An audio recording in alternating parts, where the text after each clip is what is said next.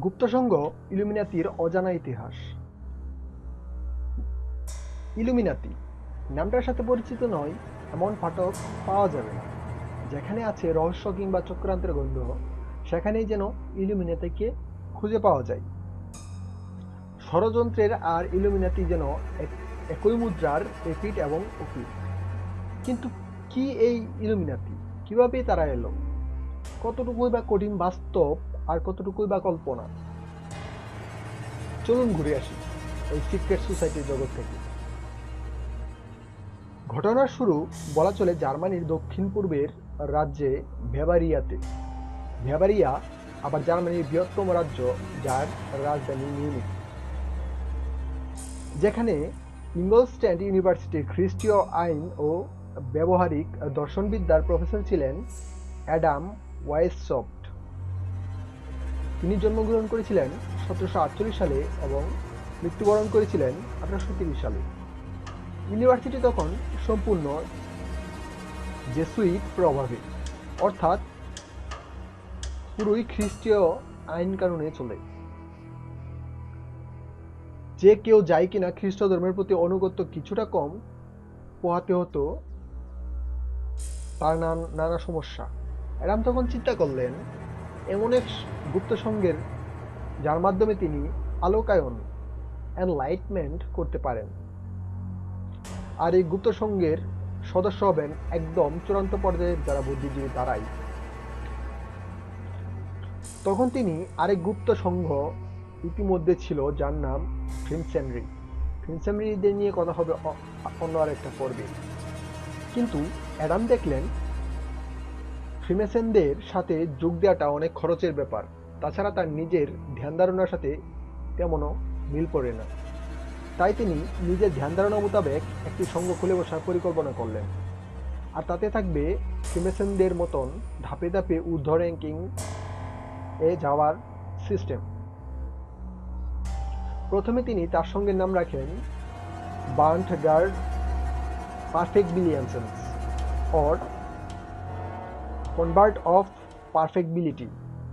কিন্তু এই কিম্বুত কিমাকার নাম তার নিজেরই পছন্দ হলো না। মে মাসের 1 তারিখ, সালটা 1776। সেদিন অ্যাডাম তার 4 ছাত্র মিলে এই সংঘ শুরু করেন। আর সংঘের প্রতীক হলো বিজ্ঞান দেবী মিনারভার পেঁচা।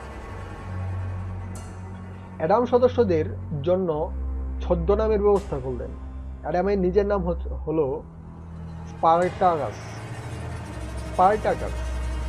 তার ছাত্র ম্যাসেউসেন এর নাম হলো অ্যাজাক্স, মার্জের নাম হলো এগাথন, আর সিউটরের নাম হলো ইরাসমাস। কিন্তু সিউটরকে তিনি পরে বহিষ্কার করে দেন, কারণ সে ছিল অলস। 1778 সালে এপ্রিল মাসে সংঘের নাম হলো ইলুমিনাতি, যার অর্থ যারা কোনো বিষয় বিশেষভাবে আলোকিত বা জ্ঞান অর্জনের দাবি করে। সে সময় সংঘের সদস্য ছিল 12 জন। গ্রীষ্ম যেতে না যেতেই সদস্য সংখ্যা দাঁড়ালো 87। কারা হতো সদস্য?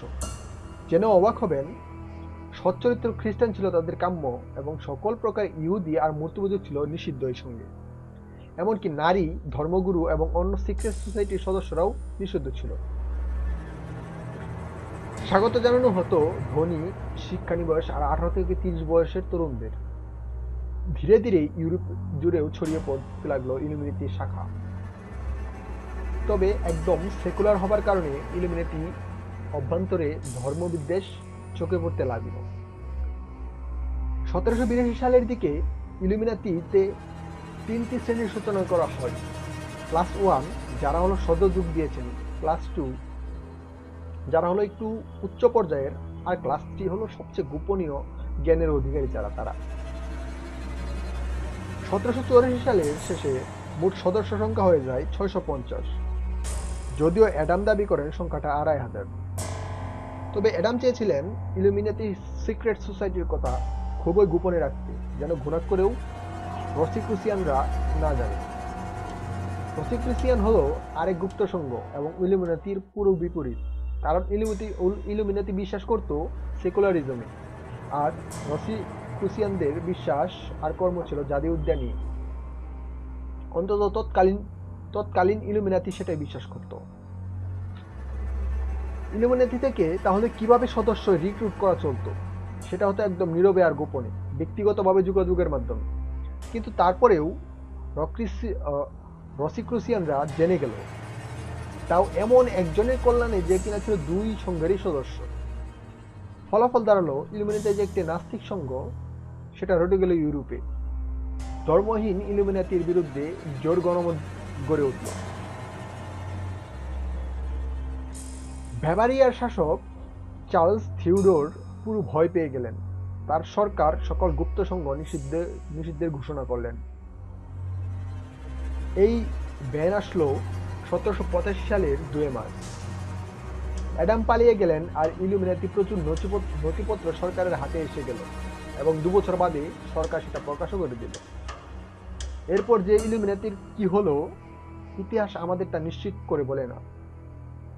1798 সালে কিছু আগে রবিনসন নামে প্রোপস অফ এ কনস্পাইরেসি এক বই লিখেন, যেখানে দাবি করা হয় ইলুমিনাতি এখনো জোরসে বেঁচে আছে, বহাল তবিয়তে। অসম্ভব জনপ্রিয় হয় সেই বইটা, এবং আরেকটা বই যেখানে একই দাবি করা হয়। দুটো বই প্রচুর বিক্রি হয়। বইতে বলা হয় 18 শতকের শেষ ভাগের সেই ফ্রেঞ্চ বিপ্লবের পেছনে কলকাঠি নাকি আসলে ইলুমিনাতি নেড়েছে।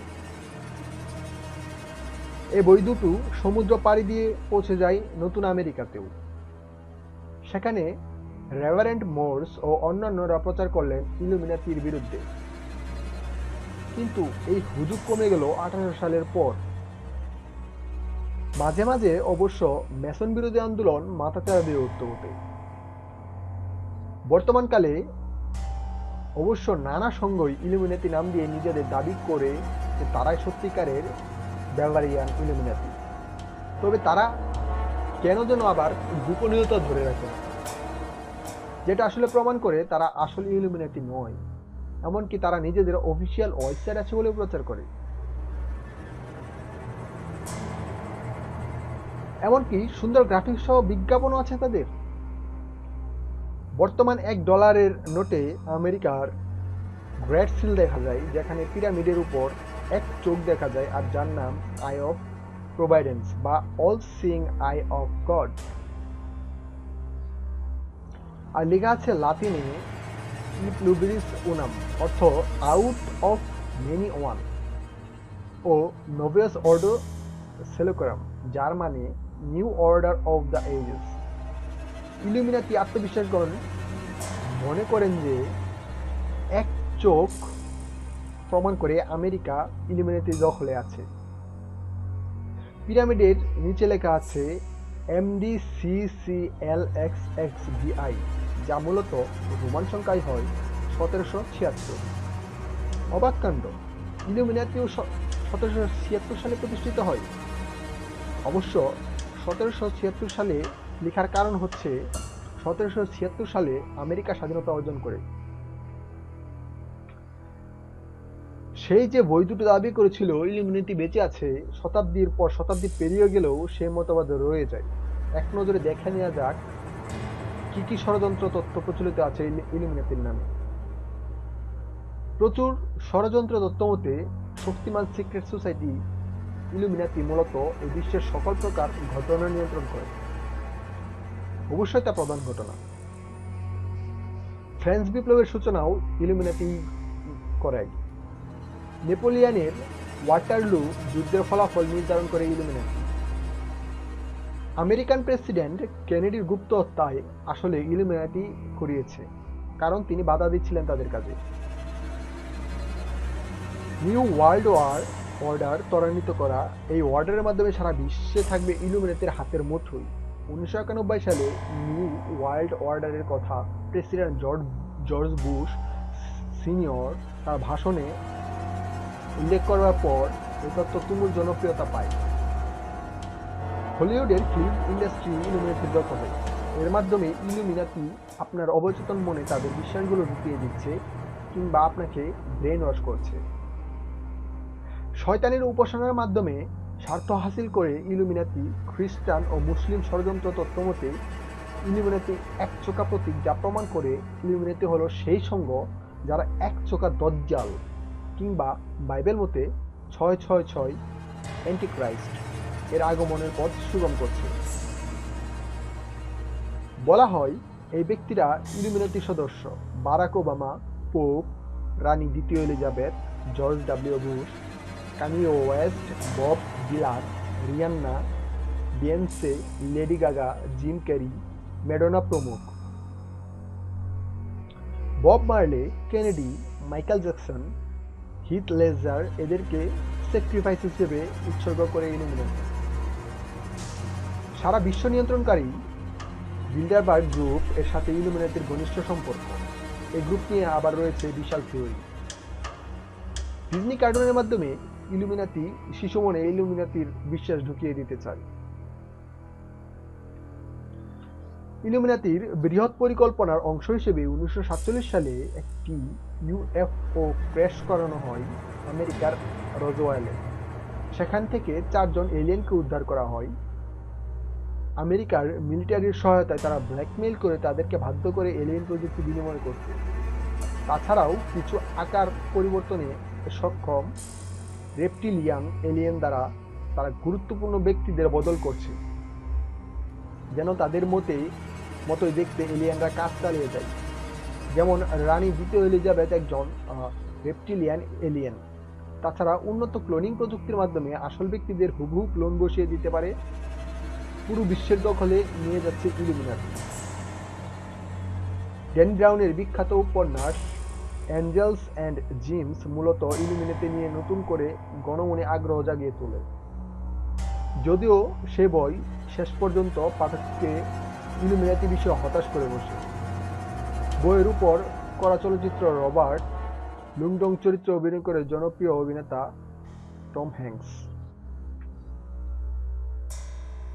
শত শত বছর ধরে অসংখ্য জল্পনা কল্পনার ইলুমিনাটিকে আসলেই কাজ চালাচ্ছে আড়ালে, নাকি এটা কেবল উর্বর মস্তিষ্কের অবিরত ধারণা এবং কল্পনা?